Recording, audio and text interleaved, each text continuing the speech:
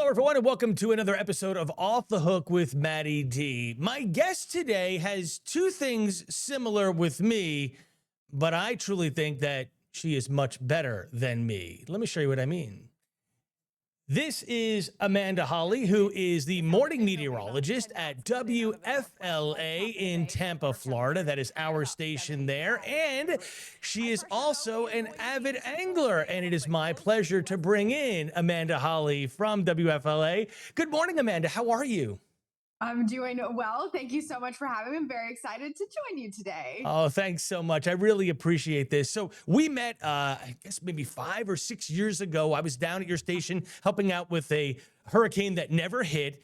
I started to follow you on Instagram, and all of a sudden I'm seeing tons of fishing pictures, and I'm like, oh my gosh, this is like a great thing. Weather and fish. What an idea. I wish I thought of that. Oh, wait, I did. So first, give me a little background about yourself. You're a meteorologist. How long have you been with WFLA? Been here almost 6 years now. In June will be 6 years, which is crazy. Been a meteorologist for about 10.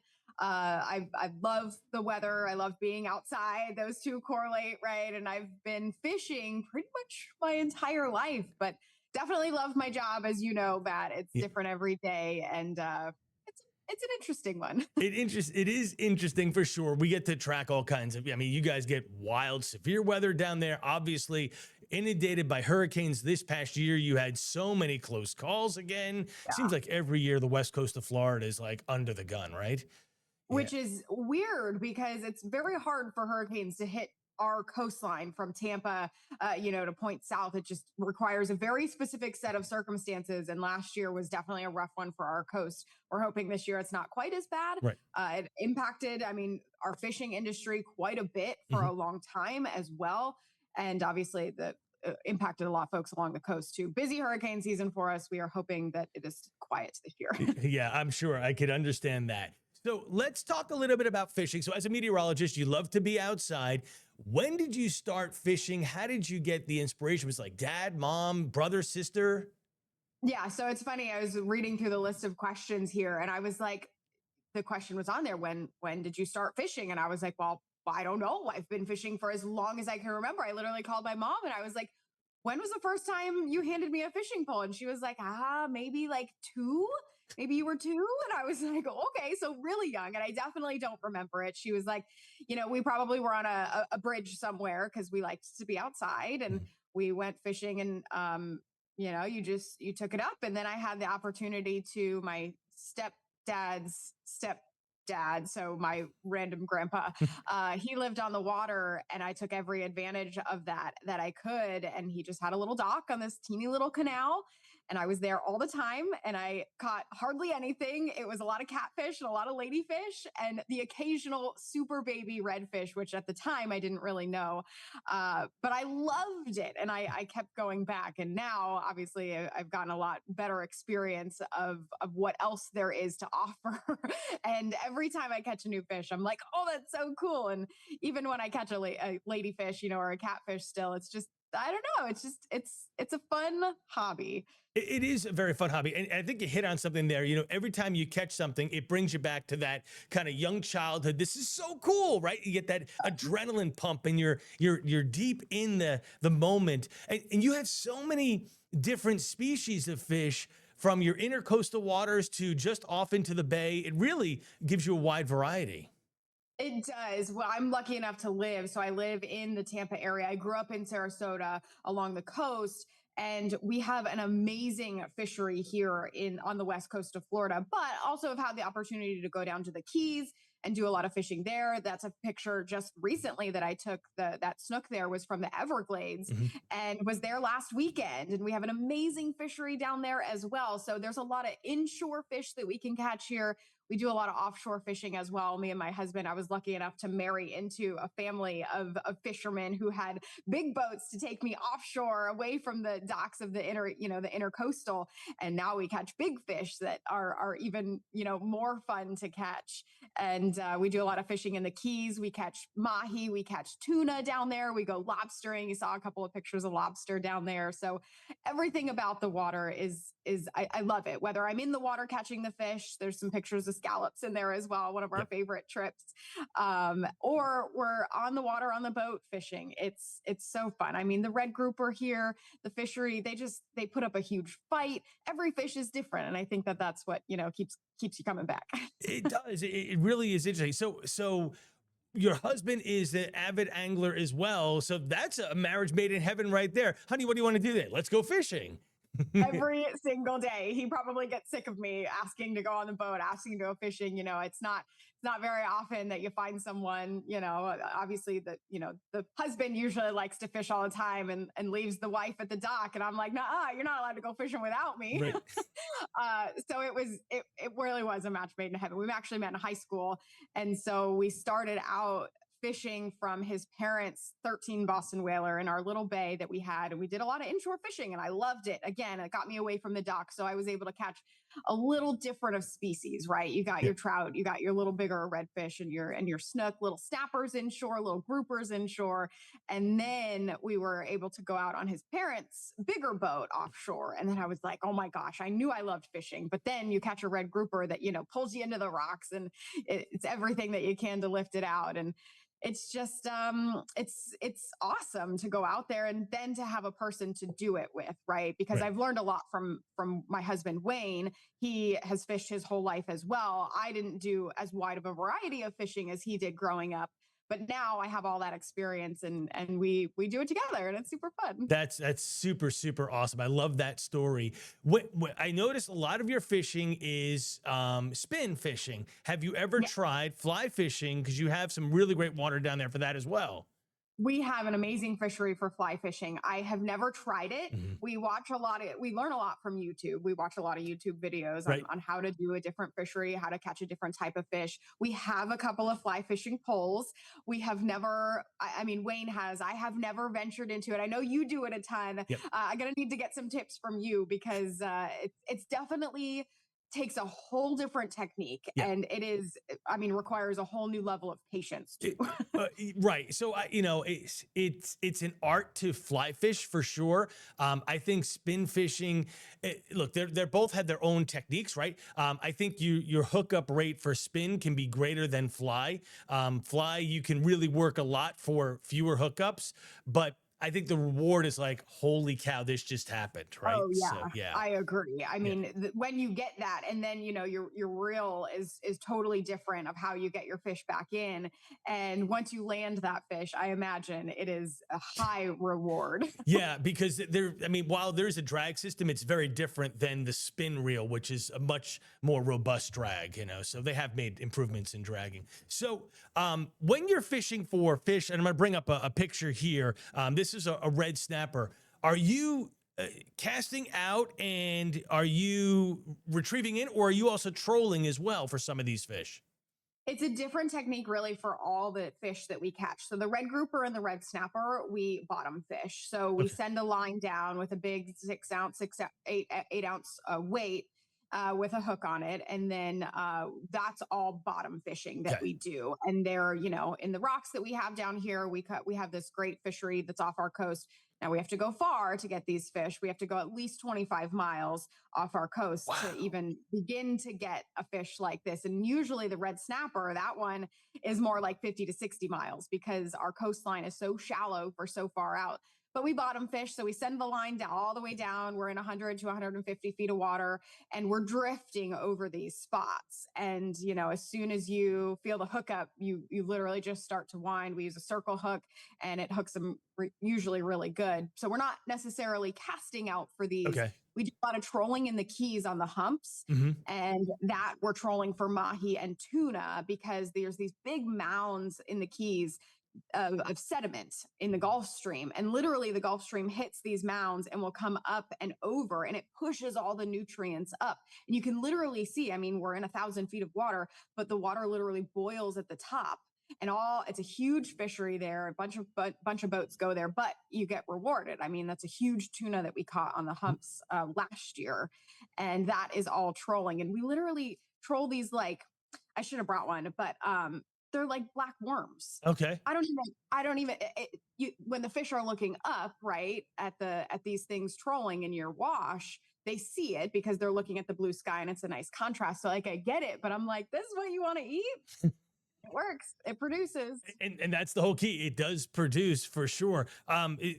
Couple of pictures you mentioned, the scallops. I want to go back to that. So with scallops and with the lobster, you're going in water and just shallows and all kinds of stuff, right? Yeah, so that's I mean, it's a fishery of some sort, right? But we get in the water. So scallops, I like to describe as an Easter egg hunt underwater. It's a super fun activity for the family. We go north up to Steenhatchee or Crystal River, and they're everywhere. And they're little bay scallops, so they're not quite the scallops that you get at the store. Those are usually pretty big, but they are. It's just a fun activity to go do for a couple of days. You take the boat out. You're in like 3 feet of water, so you're just snorkeling and everyone can do it, and that's fun. We usually come back with a bag or two and Mhm. we have a couple of scallop pasta meals. Uh, And then the lobstering we do in the Keys, we usually go for mini season for that.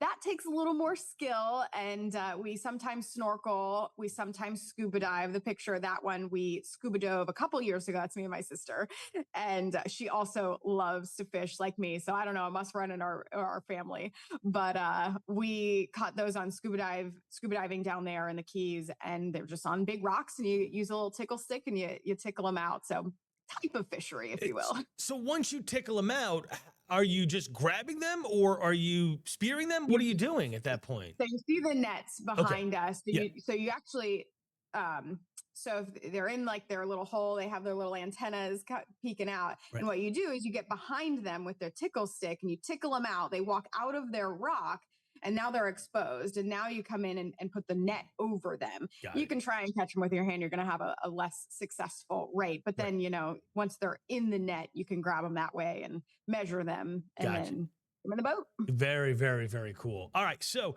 I'm going to bring up a video here, and I think this is the video that I want to bring up. The one you're catching stuff. This is you in the Everglades last weekend. You just got back from there.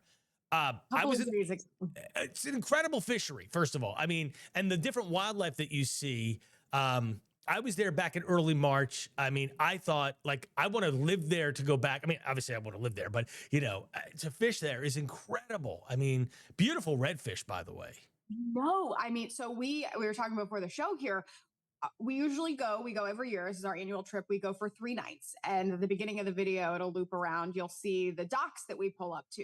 Mhm. We stay out there for 3 nights. We leave civilization. We're 30 miles from the nearest anything. Yep. And we stay out there for 3 nights. So we bring all the food, all the water that we need, and we have to bring it out with us as well. And it's the best trip. But normally we go in February. And it's nice, but we go there because of the bugs at that time. Mhm. Couldn't get there till mid April this time. And we did so well. And I think it was a result of the water temperatures being a little bit warmer. And as you said, Matt, the fishery you heard down there is a little bit better this time of year. But we caught so many fish. I mean, all the snook, all the redfish, all the trout that we wanted. I got an Everglades slam, which is super fun. Saw a ton of juvenile tarpon. We didn't catch any. They were a little finicky down Yeah. there, but that's okay. I mean, it is still a beautiful place. There's some saltwater crocodiles down there, but lots of turtles, Yeah. manatees, dolphin. I mean, just a beautiful, quiet, like truly untouched place to go. And you said you got the slam. What was the slam? Yeah, redfish, snook, and trout in one Okay. day. Interesting. Very nice. Very nice. And Yeah. so are you catch and release, keep mixture of both? Yeah, we just catch and release down there. Yeah. We can keep, there are a couple of them were in slot size that we caught. We didn't just because we bring enough food that we need to eat down there. And it's Right. easier for us to eat the food and lose the weight than as we eat it Right. and drink it. But a lot of it's just catch and release. We literally just love to go and do it. And It's do it. fun, Yeah. and you just get the experience. Yeah, when I went in early March, I hooked up with a guide service down from Bonita Springs 239 Flies, and my main goal was to go for tarpon. And he's like, "All right, we're gonna Mhm. go to the Glades, juvenile tarpon." I landed one; it was like 20 inches. I lost one in battle, about 36, and my heart broke. I was like, "Oh."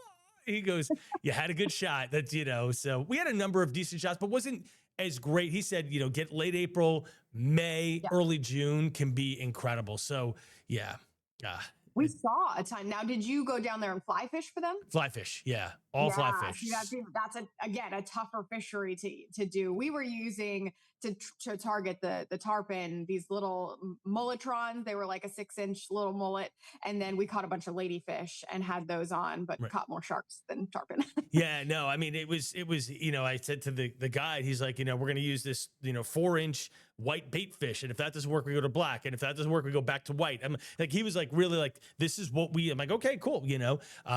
But he pulled like it felt like forever. I mean, we hit like, I thought every bovine in the Everglades, which obviously we didn't hit every bovine because it's huge, but it was very, very cool. All right. So last summer, if I remember, maybe it was fall, you ended up on a national fishing show. How did this happen? I mean, I got up and watched it, and I was like, go, Amanda! This is awesome. So this was actually an opportunity that goes beyond just the show that I was asked to be on. George Poveromo is somebody that I watched growing up, and then now Wayne and I still watch his shows all the time. He has a Mako. He's sponsored by Mako, and he used to do the Mako Fundaments, which my husband's family used to be a part of. So he was, a well-known name in our household. And I woke up to a Facebook message from him one day, personal. I had never talked to him before. We just obviously watched a lot of his shows. Right. Woke up to a Facebook message from him, actual George Poveromo, one day. And he asked me to be on his show. And I was like, no way. It was truly an honor because of, we know him. I mean, Right. we feel like we know him, right? And so I was so excited. We went down to the Keys for 3 days, and we were down there, and we had 3 days to fish to shoot one episode. It's obviously a little tough in the Keys. It's usually a little windy down there. So we planned for a few different days of shoots to make sure we could get the show done. But this was such an amazing opportunity to be able to fish with him. And he was just as funny and fun on the boat as he is in his shows. And it was really cool. We actually did really well. The first day we tried for sailfish. We didn't get any sailfish. But the next day we fished for yellowtail, got a ton of yellowtail down there. He's known for yellowtail fishing. And then we caught a few kingfish down there as well. So that was kind of our catch right there that you saw. We did really well. And then the third day, because we did so well on the second day, we didn't need to fish. So did you find it? I mean, look, you've been in television for 6 years at FLA, before that as well. Did you find it amazing how much video and stuff you have to shoot for a 25-minute show with commercials, etc., right? I mean, I think it was 21 minutes of content that he had to shoot. And he had 2 camera guys on the boat. And it was, we shot so much B-roll. Obviously we're on TV, so we have some idea of what we need as we're making, stories and things like that. But it was so much more than I anticipated. We did shots over again just to make him look good in case he didn't get the shot the first time. And, let the fish swim in the water a little bit. So you got that beautiful shot there, for B-roll. And it was really interesting to see it all come together in the end. Again, like, we shoot interviews all the time. Right. We chop things up and we make the stories look good. But I watched the episode premiere as it premiered on TV. I didn't see it prior to it. And I was like, oh, it turned out really well. It was really cool. I think it's awesome. I really do. You also do a show locally at WFLA called Real Talk. Tell us a little bit about that. I think that's an awesome little show. So funny enough, I can loop it back in with George Poveromo too. He knew who I was because of my show. Okay. So I do a weekly episode of short segment. I mean, 90 seconds to 2 minutes. And I talk about what's biting in Tampa Bay right now. I talk to local charter captains. I'm trying to get out a little bit more on the water and actually do some fishing. This is some video of a more recent one I did with trout, because the trout are running really nice in Tampa Bay right now. And I talk to charter captains. Sometimes they'll take me out and they'll show me what they're catching. And, I show it on the morning show here. And it's just a fun, lighthearted, segment that, we have a big fish, a lot of people that fish here in Tampa, and sometimes don't exactly know. So I give some tips and just love to catch fish and show that as well. But a local charter captain that I had not talked to before watched the show, and he is friends with George, and he suggested me to George I because he real saw talk. the show and he thought I would be a good candidate for a guest. So it's paid off. That's awesome. I think that's a great, like, I did this, it got seen, and, it turned into a bigger thing.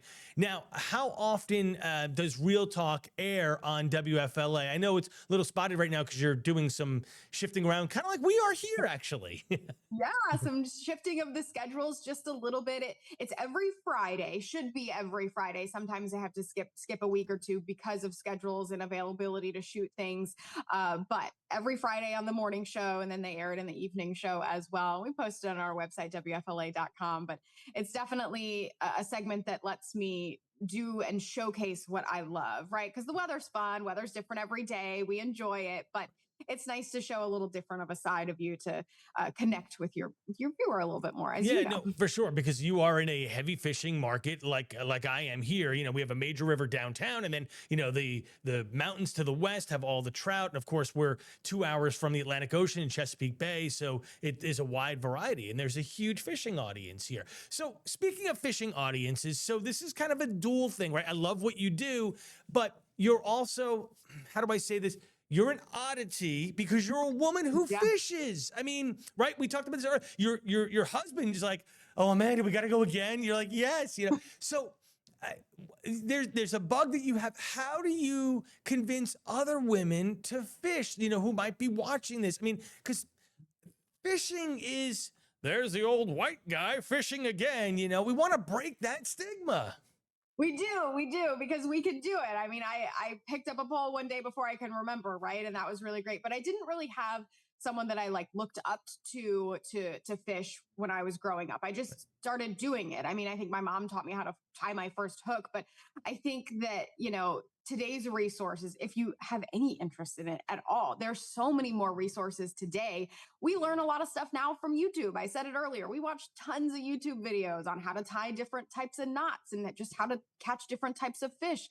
I think that a lot of people, a lot of females get grossed out by fish. But I mean, once you get past that, it's a little slime, but who cares? You're catching fish. And every time you reel a fish in, it really does.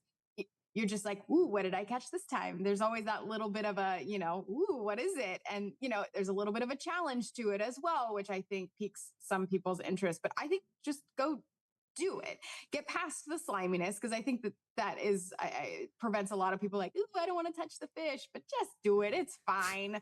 And you pick up a brand new hobby.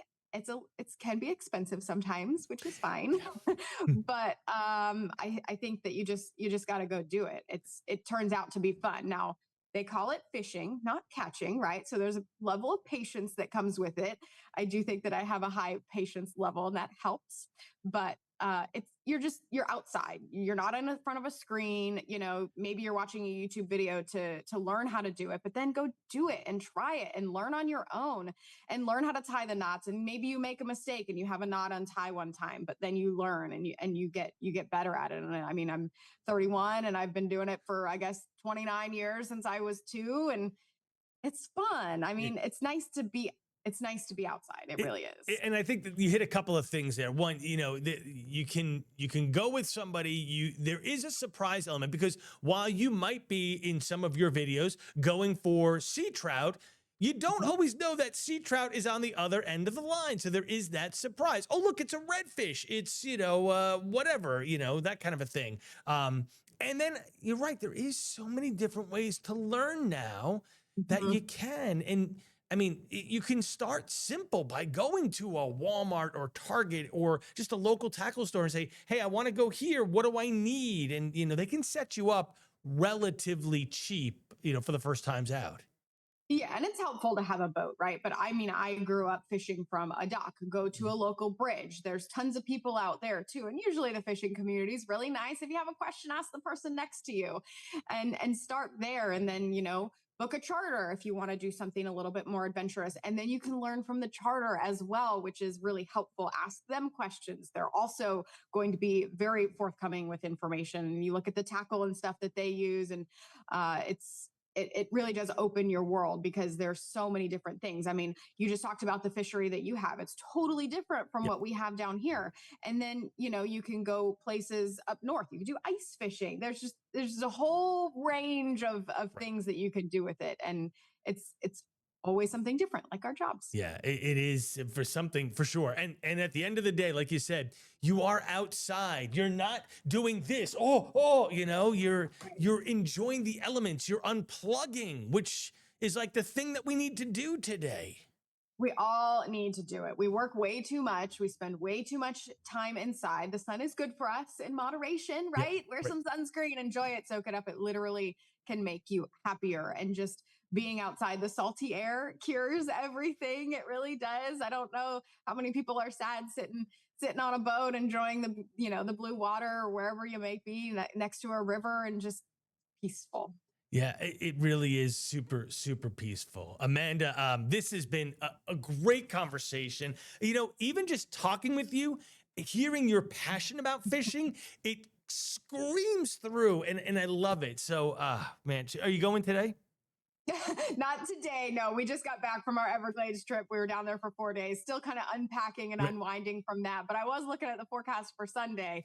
Looks pretty nice to go offshore. We haven't been offshore for red grouper yet, and Yeah. they're going to close in the next month. So we got to go out and stock our fridge, and that's what we do too. Mhm. We love it because you can catch fish, and then we do a lot of catch and release in the Everglades, but we also stock our fridge and eat it. We vacuum seal our fish and freeze it and put it in the deep freezer and we eat it year round. There's a lot of fish there. Everyone's like, well, what do you do with all that? It's like, well, we take advantage of it and we eat it. Right. No, So maybe Sunday. for sure. Well, very, very good. Let me just bring up your website here real quick. Of course, there goes WFLA. And under weather, you can check out some of the Real Talk episodes here from Amanda Holly. And there's the one that she talked about, talking about redfish and also trout.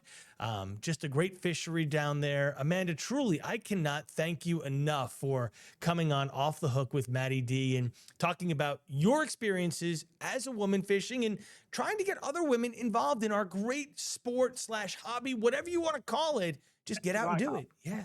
Yeah, you just get out and do it. It really is fun. It really is very rewarding. Again, a little bit of patience, but very, very rewarding every time, especially every time you catch a new fish. It's like, oh, I checked that species off my list. That's so great. Amanda, thank you so much for joining me. I wish you tight lines in the future. You too. Thank you. Thank you very much. Everyone, that was Amanda Holly from WFLA. She is an avid angler and a fantastic person beside a great meteorologist. If you're down in Tampa or that area, you turn on Channel 8, you will see her every morning. That has to do it for our episode of Off the Hook with MattyD. We'll see you next time. Joining us for another episode of Off the Hook with MattyD.